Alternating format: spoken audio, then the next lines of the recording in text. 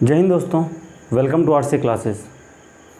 कल जो हमने नई सीरीज़ शुरू की थी नरेशन के बारे में दोस्तों, तो आज हम उसी को आगे बढ़ाते हुए उसमें हम आगे चलेंगे। कल हमने जो पढ़ा था कि नरेशन क्या होता है, एक नरेशन कितने प्रकार का होता है, ठीक है, और कितने प्रकार के वाक्यों का नरेशन क्या करते हैं, बना सकते हैं। लेकिन आज उसी में हम चलते हैं जो हमने जो आपको छोड़ा हुआ था कि जो आपका इनडायरेक्ट स्पीच और डायरेक्ट स्पीच होता है, उसमें हमने आपको ये बताया था कि डायरेक्ट स्पीच के कितने भाग होते हैं।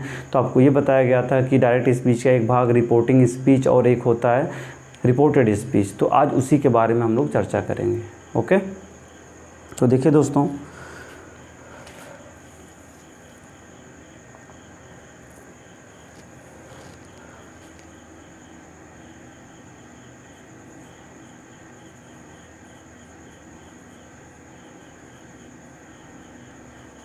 डायरेक्ट स्पीच के भाग।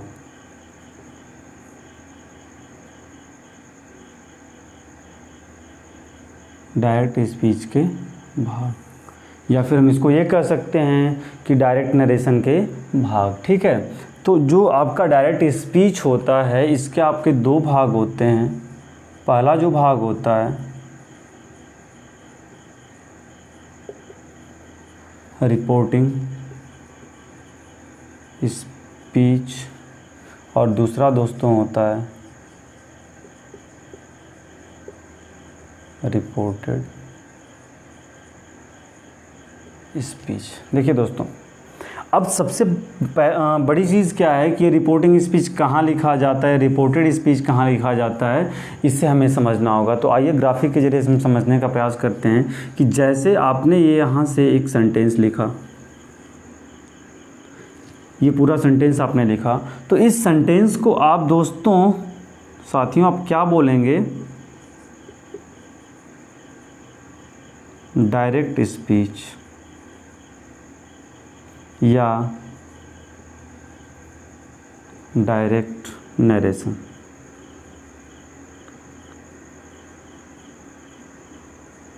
ठीक, लेकिन प्रॉब्लम यहाँ पे है कि ठीक है हमने इसको लिखा, लेकिन हमें पहचान ही नहीं पता है कि वास्तव में ये डायरेक्ट स्पीच है भी कि नहीं है। अगर ऐसे तो लिखा होगा आपका इनडायरेक्ट भी हो सकता है, लेकिन हाँ ये फ़र्क डालता है जो हमने अभी डायरेक्ट स्पीच के भाग लिखे कि रिपोर्टिंग स्पीच और रिपोर्टेड स्पीच। तो याद रखिएगा दोस्तों कि रिपोर्टिंग स्पीच जो होता है और जो रिपोर्टेड स्पीच होता है, तो रिपोर्टिंग स्पीच को न जानते हुए हम पहले रिपोर्टेड को समझते हैं कि रिपोर्टेड स्पीच यदि कहीं भी लिखा होता है वाक्य में, तो वह इन्वर्टेड कॉमास के अंदर होता है। इन्वर्टेड कॉमास, ध्यान से दोस्तों सुनिएगा, इन्वर्टेड कॉमास के अंदर होता है, इन्वर्टेड कॉमास के अंदर होता है। ठीक है दोस्तों, ये कॉमा लगा होता है, फिर ये ऊपर इन्वर्टेड कॉमास लगा होता है। इन्वर्टेड कॉमास के अंदर ये लिखा होता है आपका क्या, रिपोर्टेड स्पीच। क्या लिखा होता है, रिपोर्टेड स्पीच। अब एक चीज़ आपकी क्लियर हो जाएगी कि अब जो है इसके बाहर वाला जो पोर्शन है ये क्या हो जाएगा, रिपोर्टिंग स्पीच। ठीक है दोस्तों, एक भाग आपका रिपोर्टेड स्पीच और दूसरा भाग क्या हो गया, मतलब इन्वर्टेड कॉमा के अंदर लिखा हुआ जो भाग है वो क्या है, रिपोर्टेड स्पीच, और इन्वर्टेड कॉमा के बाहर, इन्वर्टेड कॉमा के अंदर रिपोर्टेड स्पीच, इन्वर्टेड कॉमा के बाहर जो क्या है, रिपोर्टिंग स्पीच। तो अगर इस तरह से आपको कोई सेंटेंस लिखा मिलता है जिसमें इन्वर्टेड कॉमास लगे हुए हैं, तो आप समझ जाइएगा कि वो स्पीच क्या है, आपकी डायरेक्ट स्पीच है। जिसमें इन्वर्टेड कॉमास के बाहर का जो पोर्शन है उसे हम कहेंगे रिपोर्टिंग स्पीच, और अंदर का जो पोर्शन उसे हम कहेंगे रिपोर्टेड स्पीच। अंदर का रिपोर्टेड स्पीच, अंदर का जो है वो क्या है दोस्तों, रिपोर्टेड स्पीच, और जो बाहर का है वो क्या है, रिपोर्टिंग स्पीच। फटाफट इसे थोड़ा देख लीजिए दोस्तों। देखिए दोस्तों, पहले मैंने कहा आपसे कि हमने एक सेंटेंस लिख दिया, लेकिन अभी क्लियर नहीं हो पा रहा था कि वो डायरेक्ट स्पीच है भी कि नहीं है। लेकिन हाँ, अगर इस शेप में मिले, अर्थात उसमें दो भाग आपके बताए गए, रिपोर्टिंग और रिपोर्टेड, तो रिपोर्टेड हमेशा लिखा जाता है इन्वर्टेड कॉमास के अंदर, इन्वर्टेड कॉमास के अंदर लिखा जाता है। तो इन्वर्टेड कॉमास के अंदर आपने यदि रिपोर्टेड स्पीच लिख दिया तो जो बाहर का पोर्शन बचेगा वो क्या होगा, आपका रिपोर्टिंग स्पीच। अगर इस तरह से कोई सेंटेंस आपको लिखा हुआ मिलता है तो बेसिक वो क्या होगा, डायरेक्ट स्पीच या फिर डायरेक्ट नरेशन। लेकिन जब आप इनडायरेक्ट लिखेंगे तो ये इन्वर्टेड कॉमा और इन्वर्टेड कॉमास आपके हटा दिए जाते हैं और बिल्कुल बिना इन्वर्टेड कॉमा और इन्वर्टेड कॉमास के आप सेंटेंस को लिखते हैं, मतलब उसमें कोई भी कॉमा इन्वर्टेड कॉमास का प्रयोग नहीं होता है, तो वाक्य आपका क्या होता है, इनडायरेक्ट स्पीच होता है। फिलहाल हम बात कर रहे हैं डायरेक्ट स्पीच के बारे में, ठीक है। ये बातें आपकी हो गई कि जो आपका डायरेक्ट स्पीच होता है अर्थात डायरेक्ट नरेशन होता है, इसके दो भाग होते हैं, रिपोर्टिंग स्पीच और रिपोर्टेड स्पीच। अब हम बात करते हैं कि क्या रिपोर्टिंग स्पीच के भी भाग होते हैं, क्या रिपोर्टिंग स्पीच के भी भाग होते हैं? तो बिल्कुल होते हैं। रिपोर्टिंग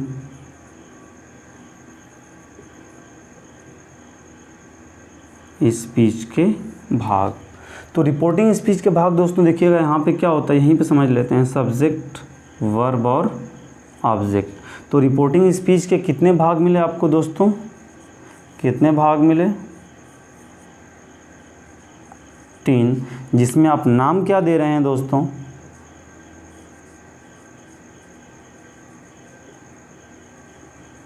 रिपोर्टिंग सब्जेक्ट, फिर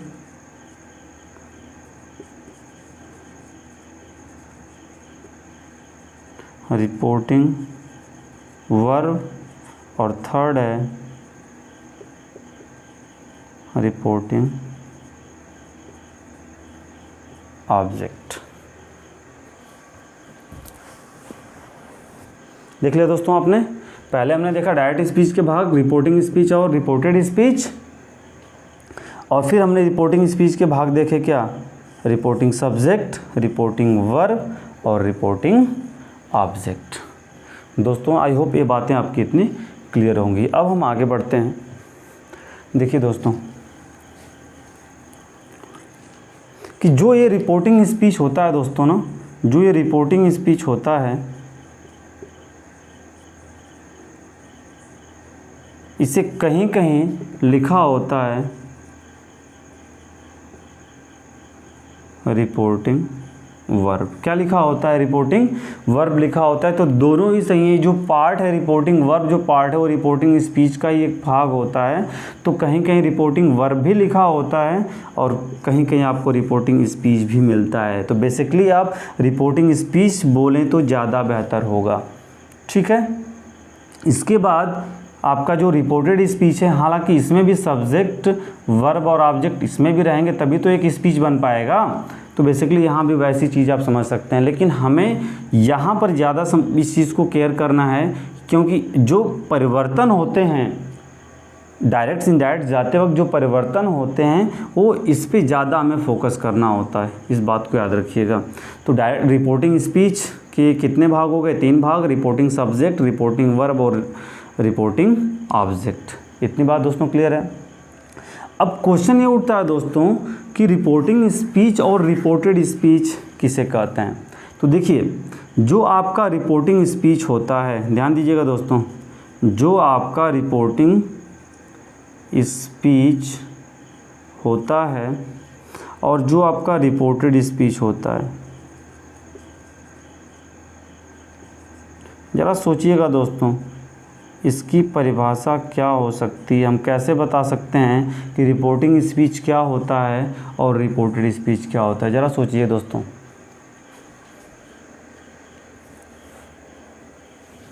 देखिए दोस्तों ध्यान से, जो जानकारी एकदम बिल्कुल दिमाग में छाप लीजिए दोस्तों, एकदम बिल्कुल फैक्ट है आपका कि रिपोर्टिंग स्पीच जो होता है, देखिए क्या होता है, ये जो जानकारी देता है, जो जानकारी देता है जो जानकारी मतलब जो जानकारी को प्रोवाइड करने वाला होता है, जो जानकारी को देने वाला होता है, किसी भी इंफॉर्मेशन नॉलेज को शेयर करने वाला होता है, बताने वाला होता है, वो क्या होता है, रिपोर्टिंग होता है। जो जानकारी देने वाला होता है, जो यहाँ पे ध्यान से देखिए दोस्तों, छाप लीजिए बिल्कुल दिमाग में, जो जानकारी देने वाला होता है वो क्या होता है आपका रिपोर्टिंग स्पीच। और जिसके बारे में जानकारी दी जाती है,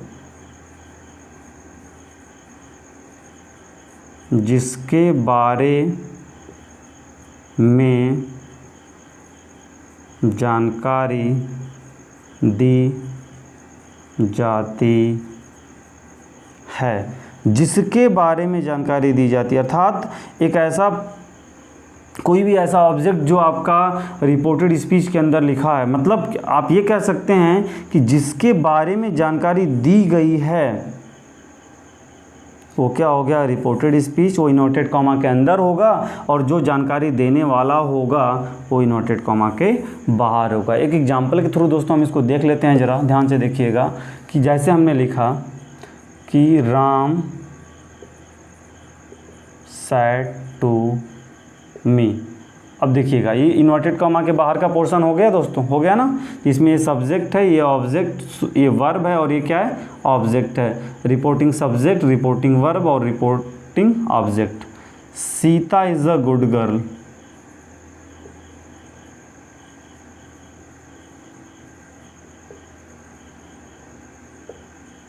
अब देखिए जानकारी देने वाला कौन है, ज़रा देखिएगा। आप कहेंगे सर राम है। जानकारी देने वाला कौन है, राम है। तो जो जानकारी देता है वो रिपोर्टिंग स्पीच होता है।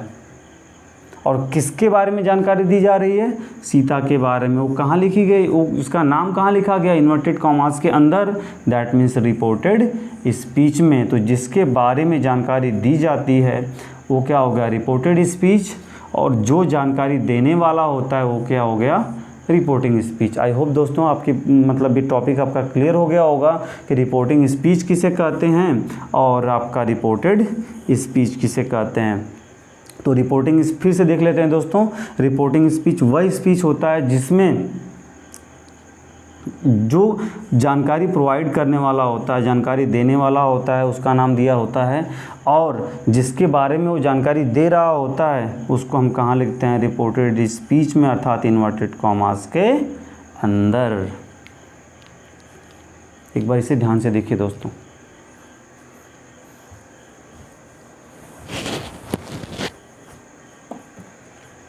हो गया, ठीक है, मिटा देते हैं दोस्तों।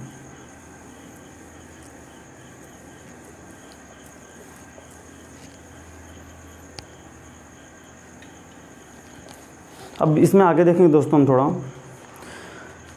कि डायरेक्ट स्पीच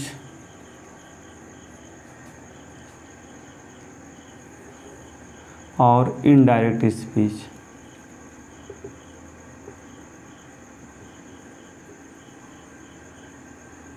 ठीक है, इसमें हम देखेंगे अंतर।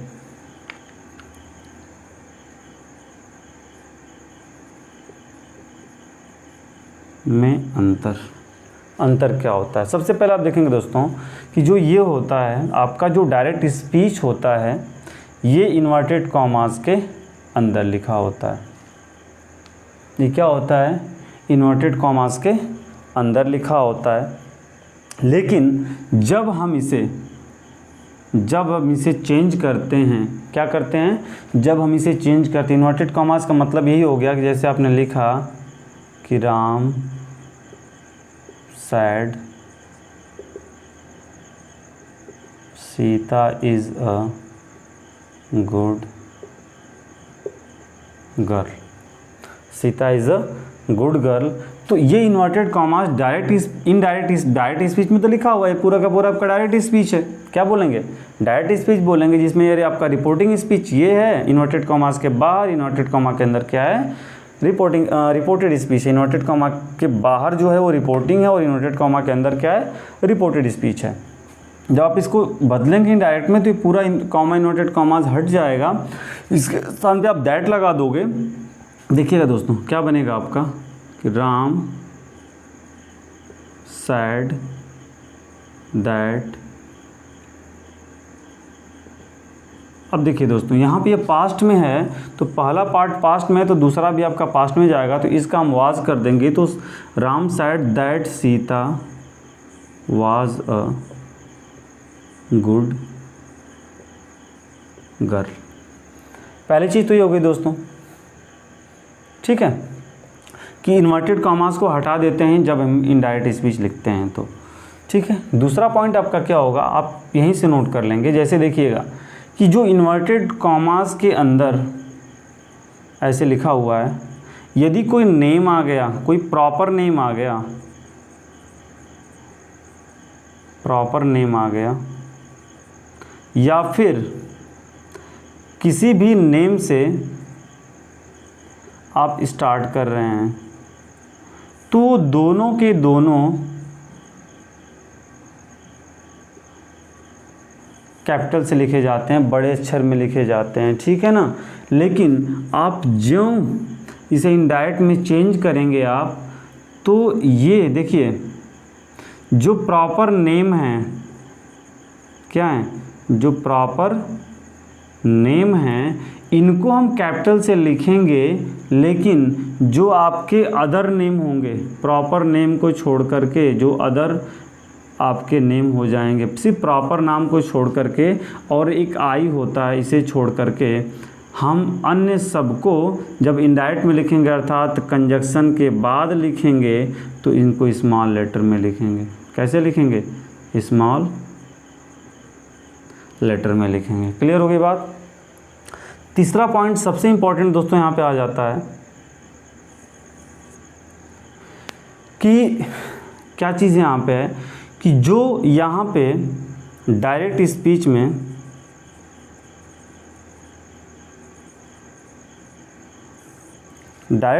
में देखिएगा कि जो स्ट्रक्चर होता है,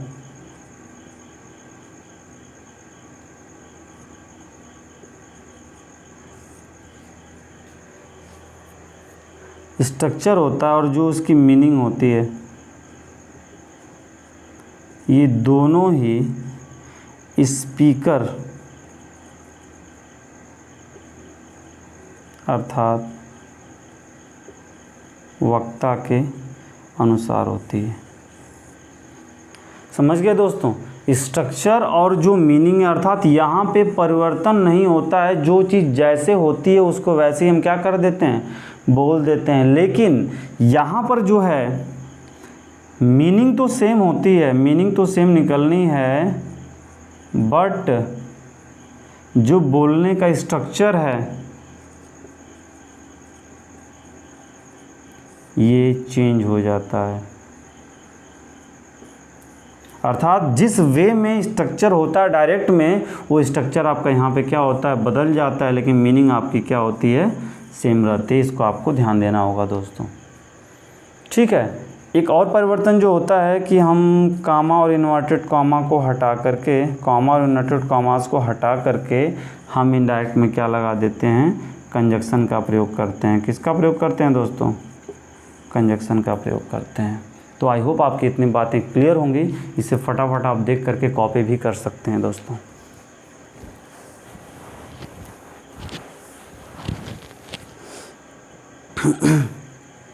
इतनी बातें क्लियर हैं दोस्तों, तो मिटा देते हैं इसको।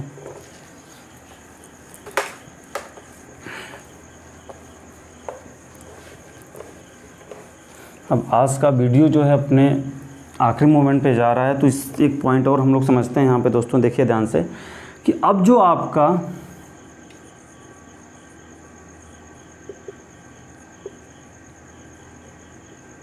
रिपोर्टिंग स्पीच होता है और जो रिपोर्टेड स्पीच होता है, इसमें हम परिवर्तन कहाँ कहाँ करते हैं, ध्यान दीजिएगा दोस्तों। इसमें हम परिवर्तन कहाँ कहाँ करते हैं, तो जैसा आपको पता है कि subject plus verb plus object, ये आपका रिपोर्टिंग हो गया। यहाँ भी वो आपको मिलेगा subject plus verb plus other word, यहाँ भी आपको मिलेगा, ये आपका रिपोर्टेड हो गया। तो देखिएगा दोस्तों, रिपोर्टिंग में सिर्फ आपको बदलना होता है वर्ब वाला पोर्शन, याद रखिएगा हमेशा। सिर्फ क्या बदलना होता है, वर्ब का पोर्शन बदलना होता है। ये सब्जेक्ट और ऑब्जेक्ट में कोई परिवर्तन नहीं होता है। कॉमा इन्वर्टेड कॉमास को हटा करके हम लगाते हैं कंजक्शन, ठीक।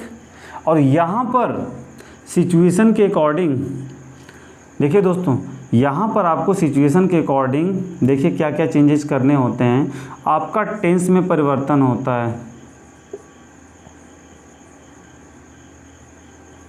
चेंज भी होता है, नो चेंज भी होता है, मतलब परिवर्तन होता भी है और नहीं भी होता है। लेकिन देखिए दोस्तों, जो प्रोनाउन के अंतर्गत